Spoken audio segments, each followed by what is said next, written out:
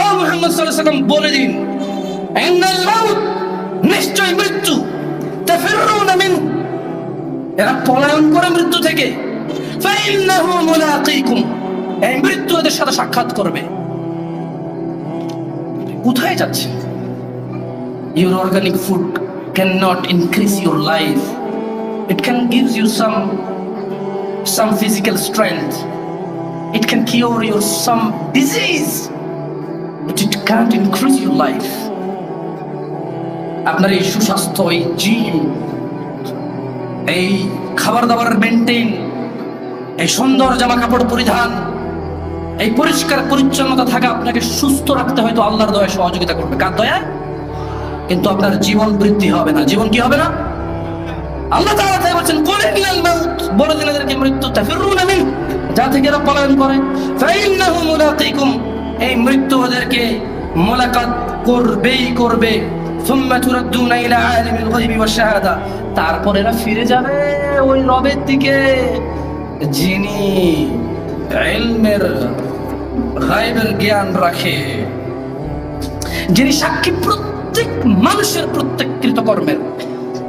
ইয়ালামুনা মা তাফআলুন, কিরামান কাতিবিন, আছেন সম্মানিত লেখক বর্গ।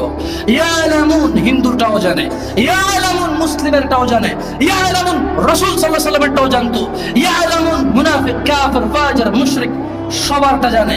কি জানে? মা তাফআলুন, যা তোমরা করো। এটা হতে পারে এইবার বদ্ধ করে অথবা জনসম্মুখে। কি আছে?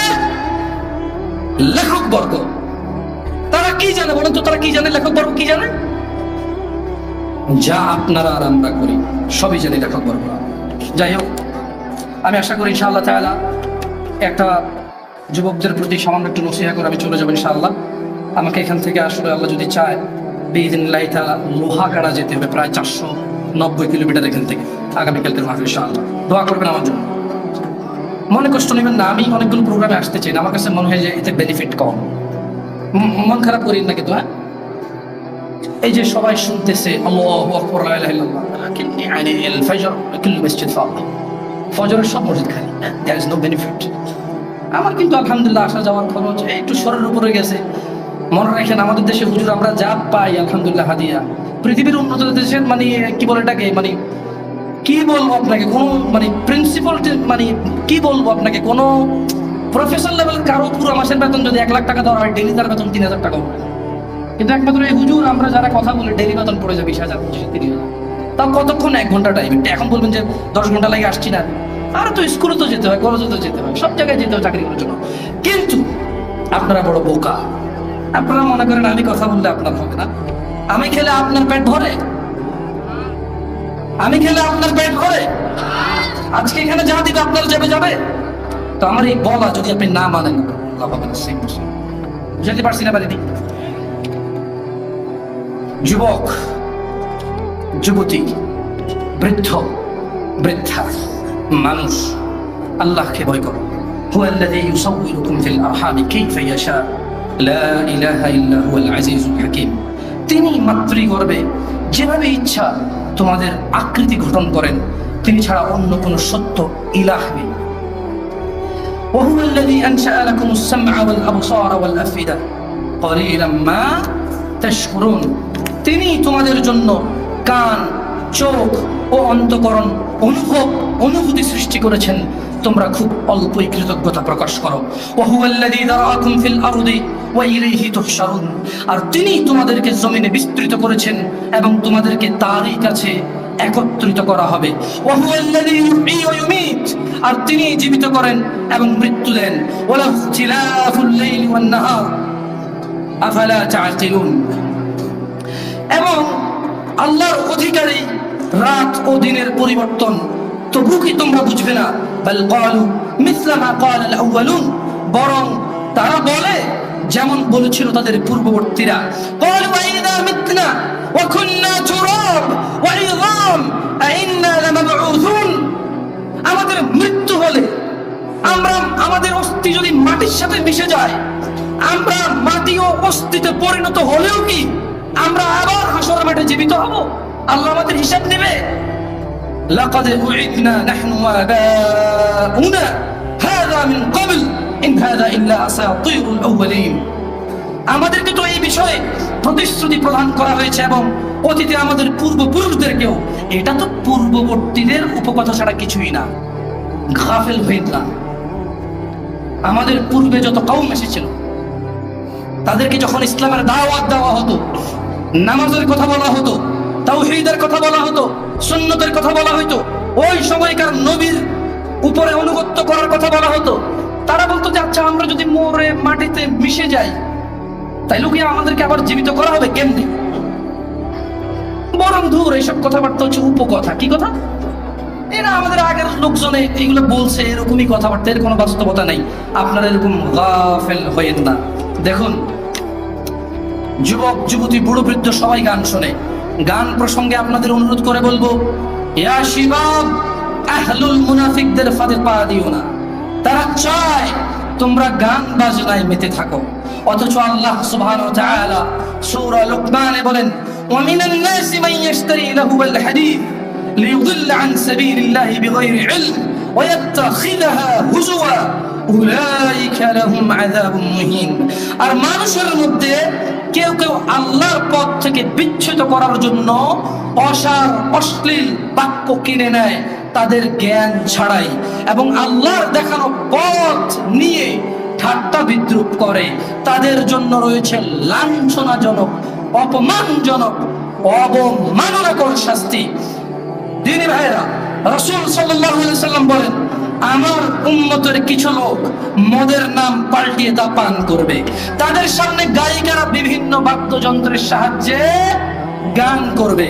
আল্লাহ তাআলা তাদেরকে ভূগর্ভে বিলীন করে দিবেন। তাদের কিছু কিছুকে আকার বিকৃতি করে দিবেন বানর ও শূকরের মতো। এই গান বাজনা থেকে বিরত থাকুন। মানুষ এই অবৈধ অশ্লীল এই অন্যায় গান বাজনা থেকে বিরত থাকো। তোমার রব তোমাকে বলেছে, ইন্নামাল মুমিনুনা আল্লাযীনা ইযা যুকিরাল্লাহ ওয়াজিলাত কুলুবুহুম ওয়া ইযা তুলিয়াত আলাইহিম আয়াতুহু যাদাতুহুম ঈমানা ওয়া আলা রাব্বিহিম ইয়াতাওয়াক্কালুন। যুবক, তোমার গান না শুনলে ঘুম আসে না। কাকা, আপনার গান না শুনলে অটো চলে না। চাচা, আপনার গান না শুনলে অটো চলে না।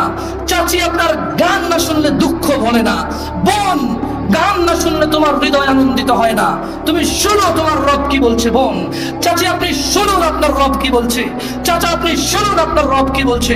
যুবক, তুমি শোনো তোমার স্রষ্টা, যার কাছে তোমার নিঃশ্বাস, যিনি চাইলে তোমাকে দগ্ধ করে দিতে পারে জ্বলন্ত আগুনে, যিনি চাইলে তোমাকে দান করতে পারে বাগ বাগিচা নহর যা তোমার পায়ের নিচে বইবে।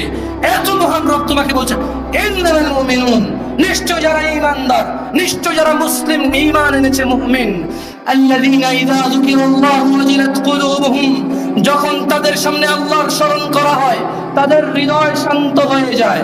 ওয়া ইযা তুলিয়াত আলাইহিম আয়াতুহু যাদাতুহুম ঈমানা, আর যখন তাদেরকে আল্লাহর দিকে ডাকা হয় কোরআনুল কারীমের আয়াত দিয়ে, যাদাতুহুম ঈমানা, তখন তাদের ঈমান বৃদ্ধি হয়ে যায়। ওয়া আলা রাব্বিহিম ইয়াতাওয়াক্কালুন, তাদের প্রতিপালকের প্রতি তাদের আরো ভরসা বেড়ে যায়। হে যুবক, মুনাফিকের ফাঁদে পা দিও না। তারা চায় তোমরা নেশায় মত্ত হয়ে তোমরা তোমাদের জীবনটাকে জাহান্নামে উজাড় করে দিতে। তারা চায় তোমরা শয়তানের ফাঁদে পা দিয়ে তোমরা আল্লাহ দ্রোহিতা এবং রাসূল দ্রোহিতায় মেতে উঠতে তারা চায়। অথচ আল্লাহ তাআলা তোমাদের সফলতার দিকে ডাকে, অথচ আল্লাহ তাআলা তোমাদের সফলতার দিকে ডাকে। হে মানুষ, মুনাফিকের ফাঁদে পা দিও না। হে মানুষ, মুশরিকের ফাঁদে পা দিও না। হে মানুষ, জাহেলের ফাঁদে পা দিও না। হে মানুষ, শয়তানের ফাঁদে পা দিও না। তারা চায় তোমরা তোমাদের জীবনের সামান্য আনন্দের বিনিময়ে তোমাদের অনন্ত জীবনকে ধ্বংস করে দাও, তোমাদের অনন্ত সুখের জীবনকে তোমরা ভুলে যাও। তারা চায় তোমরা জ্বলন্ত আগুনে জ্বলো। শোনো মানুষ, আল্লাহকে ভয় করো। কিয়ামত দিবসে সব চাইতে কম আযাব যাকে দেওয়া হবে তার পায়ের নিচে একটা কয়লা রাখা হবে জাহান্নামের। তার মস্তিষ্ক টকবক টকবক করে জ্বলবে, তার মস্তিষ্ক টকবক টকবক করে জ্বলবে। এই ব্যক্তি মনে করবে আমার চাইতে বেশি শাস্তি মনে হয় আল্লাহ তাআলা যত মানুষ সৃষ্টি করেছেন কাউকে দেয়নি। অথচ আল্লাহ সুবহানাহু ওয়া তাআলা, রাসূল সাল্লাল্লাহু আলাইহি সাল্লাম বলেছেন, এর চাইতে নিম্নমানের শাস্তি আর কাউকে দেওয়া হবে না, যার পায়ের নিচে শুধু একটা কয়লা রাখা হবে, তার মস্তিষ্ক টকবক টকবক করে জ্বলবে। আল্লাহ সুবহানাহু ওয়া তাআলা বলেছেন, ইউসারুনহুম মুহাম্মদ সাল্লাল্লাহু আলাইহি ওয়াসাল্লাম আপনি দেখবেন অপরাধীরা যারা ঘুষ নিয়ে ব্যস্ত, সুদ নিয়ে ব্যস্ত, জেনা নিয়ে ব্যস্ত, মদ নিয়ে ব্যস্ত, জুয়া নিয়ে ব্যস্ত, মিথ্যা নিয়ে ব্যস্ত, আযানকে পরোয়া করে না, সালাতকে পরোয়া করে না, বেনামাজি হওয়াকে কুফরি মনে করে না, ইউসাল্লুনাহুম আপনি দেখবেন ইয়াওয়াদুল মুজরিম এই অপরাধীগুলো লাউ ইফতাদি মিন আযাবি ইয়াউমিযিন বিবানি তারা আল্লাহকে বলবে ইয়া আল্লাহ এই ছেলেকে নিয়ে নেন, ইয়া আল্লাহ এই ছেলেকে জাহান্নামে দিয়ে দেন, আমার মুক্তিপণ হিসেবে আমি ছেলেকে দিয়ে দিলাম, আমাকে আজকে আপনি জাহান্নামের আগুন থেকে বাঁচিয়ে দেন। ওয়া সাহিবাতিহি ওয়া আখি অপরাধী অপরাধ করে মৃত্যুবরণ করিও না মুসলিম। এজন্য আমি বক্তব্যের শুরুতে বলেছিলাম ওয়ালা তামুতুন্না ইল্লা ওয়া আনতুম মুসলিমুন, মুসলমান হওয়া ছাড়া মরিও না, খবরদার মুসলমান হওয়া ছাড়া মরিও না। মুসলমান হওয়া ছাড়া মরলে বড় বিপদ আছে, মুসলমান হওয়া ছাড়া মরলে বড় বিপদ আছে। ইউবশরুনহুম ইয়াওয়াদুল মুজরিমুনা ইয়াফতাদি মিন আযাবি ইয়াউমিযিন বিবানি সেদিন অপরাধী আল্লাহকে মুক্তিপণ হিসেবে দিতে চাইবে তার ছেলেকে, এত আদরের ছেলে যার জন্য এত আয়োজন, যার আকিকায় 10টা গরু জবে হয়, যার জন্মদিনে সিনেমার নায়ক নায়িকা এসে অংশগ্রহণ করে, যার জন্মদিনে কোনো মসজিদ মাদ্রাসায় সে দান করে, যে খুন করে আসলে সে বলে আমার ছেলে নির্দোষ, সবচেয়ে বড় উকিলকে হায়ার করে, এত আদরের ছেলে, যেই ছেলে 7 খুন করলে মা, যেই ছেলের জরিমানা দিতে দিতে বাপ কখনো সন্তুষ্ট হয় না, এই এত আদরের সন্তানকে পরিস্থিতি কি হতে পারে একটু ভাবো মুসলিম।